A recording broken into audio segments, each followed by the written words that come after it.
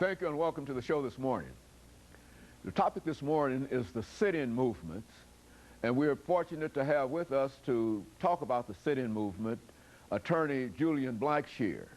Attorney Julian Blackshear not only will give us some information about the movement from an historical perspective, but he will also give us some information because he personally participated in the sit-in movement.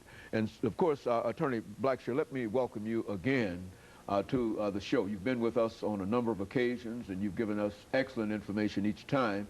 And what we'd like to do today is to talk about your participation in the civil rights movement and in the sit-in movement, and at the same time to have you to give our audience some information about your background and education and how you became involved in some of the things that you are now involved in. Well, I probably need to answer your second question first. I'm the managing member of a law firm here in Nashville, Tennessee called Smith, Hirsch, Blackshear, and Harris in Metro Center. It's a legal limited liability partnership of 11 attorneys and 5 or 6 supporting staff and things of that type. And I graduated from Morehouse College in 1963 and graduated from University of Tennessee Law School after having fulfilled my military commitment to Southeast Asia and things of that type. And I came here to Nashville to practice law 34 years ago in 1970 with Senator Avon Williams for 4.5 years. And evolving from that experience, I was fortunate enough to be a part of the formation of a law firm that has culminated in being the largest minority law firm in the middle and eastern districts of Tennessee. Very frankly, it might be larger than western. I'm just not quite sure of that. So this is where I am. Okay, and of course, you started off earlier dealing with the civil rights movement, and let's talk about the civil rights movement and how you first met that so-called civil rights movement, and give us some of the things that are associated with that. Actually, it took place in my freshman year in Morehouse. I went to Morehouse in 1959, the first semester. And my second semester, my freshman year, the first sit-in demonstration occurred in Greensboro, North Carolina A&T, and if I remember correctly, it was February the 1st, 1960. And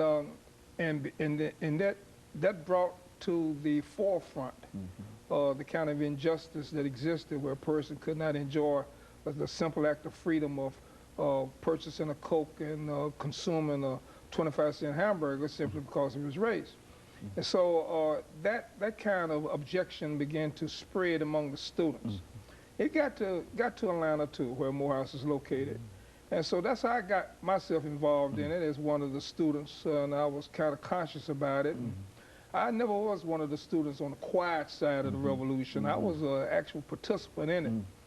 And as a result, I belonged to a student organizational movement formed by Julian Bond, who was a student in Morehouse, named Committee on Appeal for Human Rights. And you had a lot of the various student organizations throughout the South and various different colleges that had the independent student organizations doing these things and sit-in movement. They had it up here in Nashville and things of this too, with Diane Nash and so forth. So having said that, evolving from those circumstances, where the students got on the University of Shaw University in Raleigh, North Carolina in that same year in 1960 and formed a student movement called the Student Nonviolent Coordinating Committee, and the nickname was SNCC. And the whole purpose of SNCC was to coordinate, organize, and further sit-in demonstrations wherever they were needed in the South and in some cities up north. And so I was one of the original members of SNCC for that reason.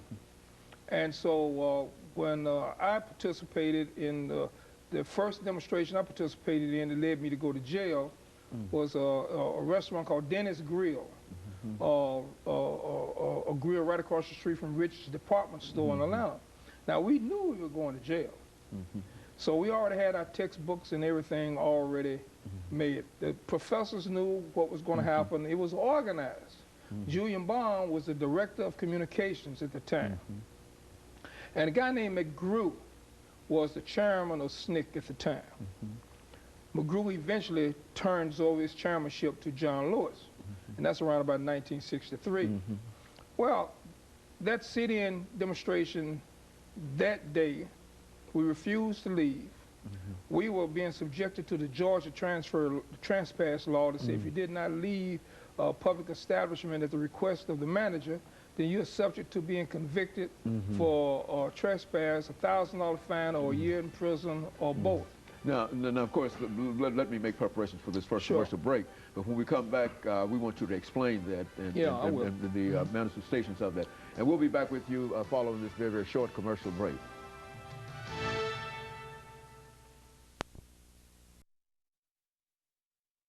The topic is the